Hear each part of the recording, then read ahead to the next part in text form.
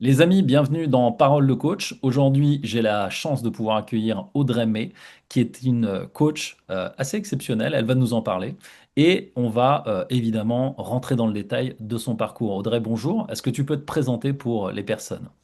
Je peux. Donc, je m'appelle Audrey May, je suis une kinésithérapeute qui est devenue kinésiologue à la suite d'un gros choc émotionnel. Et j'ai créé une méthode à la suite d'un autre choc émotionnel qui était la découverte d'un secret de famille, qui est la méthode Raconte-moi mon histoire. Et aujourd'hui, j'ai une partie de consultation et je forme des professionnels à cette méthode Raconte-moi mon histoire. Waouh. Et c'est déjà juste le teasing. Raconte-moi ton histoire. Juste le teasing de ça, ça m'a mis l'eau à la bouche. Alors du coup, première question, qu'est-ce qui t'a amené à accompagner les gens là-dessus? C'est quoi ça justement? Je pense que j'ai toujours voulu aider, accompagner. Toute petite, mon frère était mon cobaye, je lui mettais des bandages, j'avais envie de soigner. Je suis issue d'une famille de pompiers. Donc, tout naturellement, je voulais être pompier. Puis à 17 ans, il y a l'IUT d'hygiène et sécurité de Bordeaux qui m'a dit, dans la mesure où vous êtes une femme, votre place n'est pas dans notre établissement. Donc j'avais 17 ans. Je me suis dit, bande de cons. À ce moment-là, j'ai détesté les hommes et je voulais prouver à la terre entière que je pouvais réussir tout toute Ah seule. ouais! Ah bah oui, Ah t'as ouais. 17 ans et on te dit t'es une femme, tu peux pas faire le métier que t'as envie. Ouh. Ça m'a créé une grosse rage Ah et, ouais. et je me suis dit bah c'est pas grave, je serai kinésithérapeute. Et, je suis devenue kinésithérapeute où là on accepte les femmes et les hommes. Et Ok. encore à mon début de carrière, quand on me regardait, moi je suis toute petite, je suis 1,52 m et quand mes patients me regardaient comme ça, en mode mais c'est vous qui allez vous occuper de moi, je dis ah oui, oui c'est moi. Et du coup, comment s'est passée ta formation, ton apprentissage là-dedans? Parce que effectivement, c'est nouveau, tu commences dans un nouveau métier, alors que tu aurais voulu faire. J'ai bien compris qu'il y avait une histoire d'injustice aussi. Donc, comment s'est passé pour que tu te reconvertisses là-dedans? En fait, j'ai vraiment aimé parce que je pense que pompier, je n'aurais pas supporté. J'étais vraiment beaucoup trop sensible. Je pense que je n'aurais pas supporté d'être confrontée à la mort et je pense que je faisais plutôt ça par loyauté familiale vis-à-vis Hmm. du côté de mon père. Ça, je l'ai compris plus tard. Et le fait d'être kinésithérapeute, ça m'a permis d'être vraiment au cœur des personnes, de pouvoir soigner avec mes mains. Enfin, franchement, de pouvoir sentir des choses, de masser. Et au fur et à mesure de ma pratique, je me suis rendu compte que la plupart des personnes avaient des blocages physiques, mais Hmm. qu'on n'avait pas abordés pendant mes études. Donc je me suis rendu compte au fur et à mesure de mes années de pratique qu'il manquait quelque chose d'essentiel. C'était l'humain. Parce qu'en fait, en école de kiné, en tout cas à mon époque, hein, il y a plus de 20 ans, on s'occupait d'une épaule, d'un dos, et j'étais là, mais en fait, plus je discutais avec les gens, plus j'écoutais leur histoire, plus je me disais, mais en fait, il y a une source à ça. Hmm. Et je me suis formée. Et j'ai eu le suicide de mon ex-petite amie qui Wow. m'a complètement mis à terre. J'ai pleuré pendant 1 an et je me suis dit, il faut absolument que je me fasse accompagner. Je ne voulais pas aller voir un psychologue. Et à ce moment-là, ça faisait plusieurs années qu'on me parlait de la kinésiologie. Je suis allée voir cette dame et je me suis dit, c'est le métier que je veux faire. Et Ah puis, ouais, je me suis c'était le moment déclic, mais, mais qu'est-ce qui a shifté du coup? Enfin, c'était quoi le déclic quand tu es allé à cette séance? C'était, il y a eu quelque chose qui s'est passé ou c'était quoi le... Déjà, j'étais frustrée de mon métier parce qu'en fait, je me suis rendu compte qu'on nous avait juste appris le corps et pas l'humain. Et je me disais, mais comment on peut prendre soin de l'humain si on s'intéresse juste à son côté anatomique?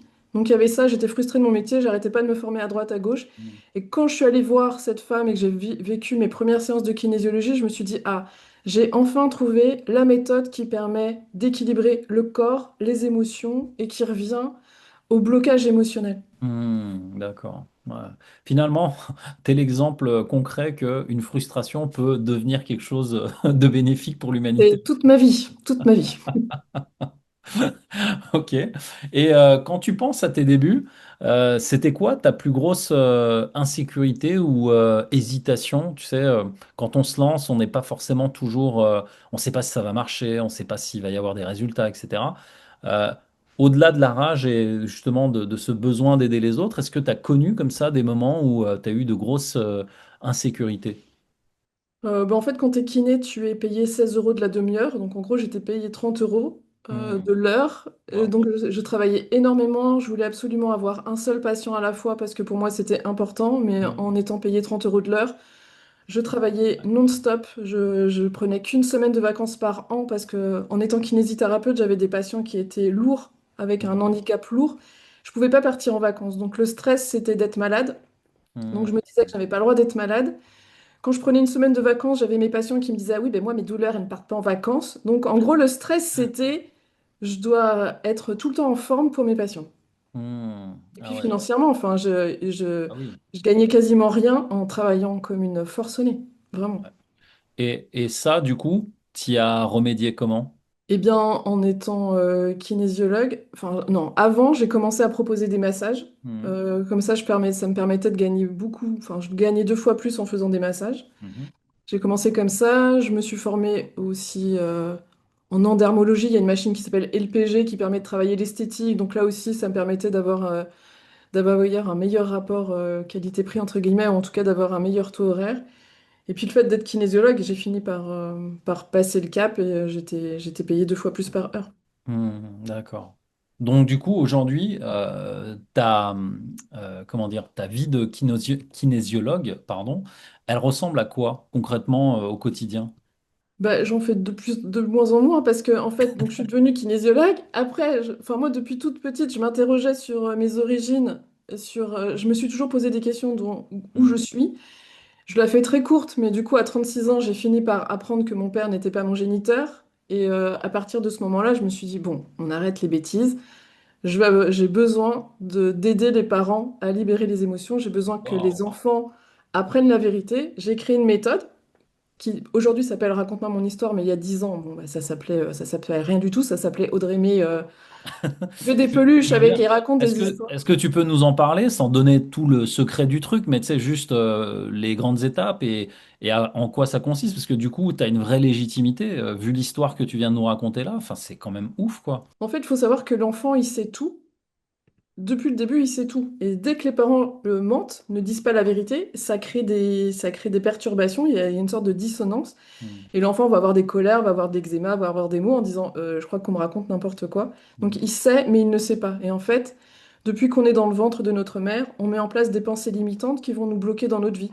Hmm. Je ne suis pas désirée, je ne suis pas aimée, je suis une fille, on attendait un garçon, je suis née par césarienne. Ça veut dire que j'aurai toujours besoin d'aide dans la vie. Ça nous Hmm. crée des blocages. Et la méthode Raconte-moi mon histoire permet de raconter la vérité à l'enfant. Donc je vais poser des peluches, je vais poser papa, maman, je vais poser la fausse couche, je vais poser l'IVG et je vais Hmm. raconter la vérité pour que l'enfant se dise, ah, la vérité c'est ça. Oui, maman elle a eu peur que je meure, mais c'était à ce Hmm. moment-là. Parce que si l'enfant il sent que maman a eu peur qu'il meure, ben, en fait il va toujours se réveiller, il va toujours vouloir être dans les bras pour dire maman je suis bien vivant. Waouh. En gros, souvent, enfin, je me dis que on crée plein de choses depuis qu'on est dans le ventre de notre mère, et ensuite la vie ne va être que répétition, répétition, répétition. Et du coup, l'origine, pour moi, est de débloquer tout ça. Et c'est pour ça que j'ai créé Raconte-moi mon histoire. Waouh. Franchement, je trouve ça extraordinaire. Je connaissais pas du tout ta pratique, parce qu'on s'est déjà parlé, mais Mm, mm. je savais pas que tu faisais ça comme ça. Et du coup, maintenant que tu as, enfin, t'as mis ta méthode en place, qu'est-ce qui te nourrit le plus dans ce métier? Bah, avec Raconte-moi mon histoire, ça me permet quand même de débloquer énormément d'enfants, d'adultes, parce qu'on a tous été l'enfant dans le ventre de notre mère. Et quand j'ai Mhm. des enfants qui, après une séance, me disent «Ah, mais Audrey, je bégaye plus», ou des parents qui me Mhm. disent «Mon enfant, il dort», ou quand à la fin, j'ai un petit bébé qui vient me faire un câlin, ou des choses comme ça, pour moi, c'est ma plus grande récompense. Enfin, pour moi, voir des parents qui sont soulagés ou des enfants qui me disent «J'ai arrêté de me faire harceler à l'école», enfin, c'est mon plus beau cadeau. Waouh. Ouais, ça, c'est franchement extraordinaire. Ah ouais. Euh, Est-ce que aujourd'hui encore, ton entourage a du mal à comprendre des choses sur toi, ton métier, ce que tu fais? Est-ce que tu as encore des incompréhensions autour de toi? Non, parce que je suis quand même très présente sur les réseaux et du coup, je pense que les réseaux m'ont permis de me faire que mes parents connaissent. Ah, ça y est, je vais avoir de l'émotion. Je pense que mes amis me connaissent, mais je pense que mes parents ne me connaissaient pas. Et le fait d'être sur les réseaux, de faire des vidéos, je pense Hmm. qu'ils apprennent à me connaître de cette manière-là. Je pense qu'avec mes parents, je reste cette petite fille timide.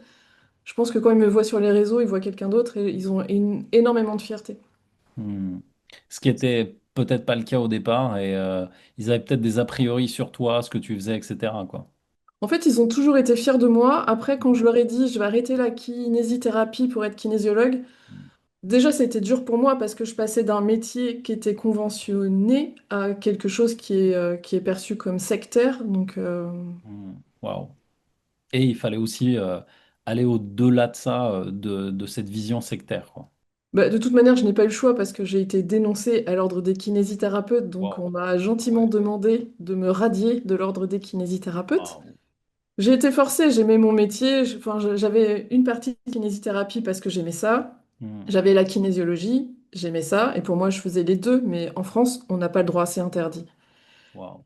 Donc j'avais encore une autorité qui venait me dire c'est pas ok de travailler de cette manière-là. Hmm. Donc je pense que Hmm. j'ai quelque chose de récurrent sur la notion d'autorité. T'as commencé à mettre le doigt dessus ou pas du tout? Non, t'as fait un travail. Si, si, si, c'est là, mais enfin, ça revient juste de l'injustice parce que j'ai toujours voulu bien faire mon métier, Hmm. avoir toujours un patient à la fois, alors que je sais qu'il y a plein de kinés qui font plein de patients à la fois. Enfin, ouais, une seule notion d'injustice, mais bon, Hmm. j'y travaille. Ok. Si tu pouvais aujourd'hui parler à la toi d'avant lancer ton business, tu sais, la Audrey qui n'a pas encore commencé, qui n'a pas lancé de business, tu lui dirais quoi à cette Audrey-là? Je lui dirais, tu as tout en toi.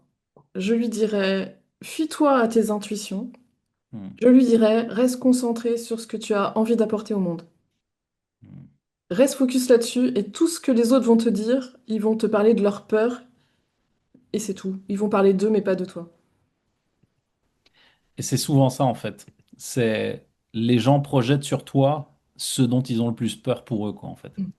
Non mais si je les avais écoutés, mais je n'aurais jamais rien fait de ma vie, hein. En- Ouais, Mm. c'est clair.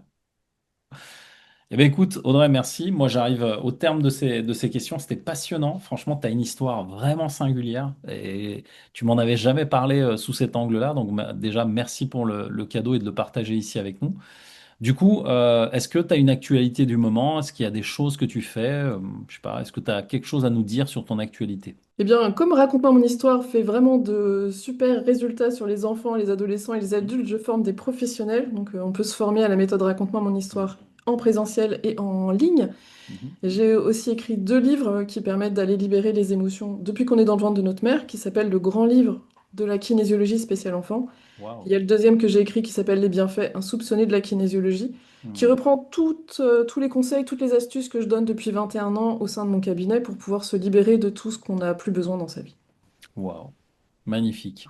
Eh ben, écoute, je te propose que tu nous donnes les liens. Comme ça, on Mm. mettra ça sous la vidéo. Et d'ailleurs, où est-ce qu'on peut te retrouver s'il y a des personnes qui t'ont écouté, qui veulent justement bosser avec toi? Comment on fait pour te trouver? C'est quoi le canal privilégié?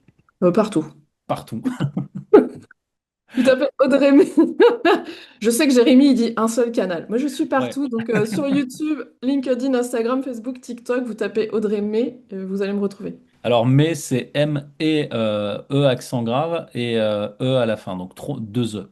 M-E On accent vous aigu. mettra, ouais, on vous mettra de toute façon Oui. les liens autour de la vidéo, tous les liens, parce qu'elle est partout. Et- Et on vous met ça autour de la vidéo.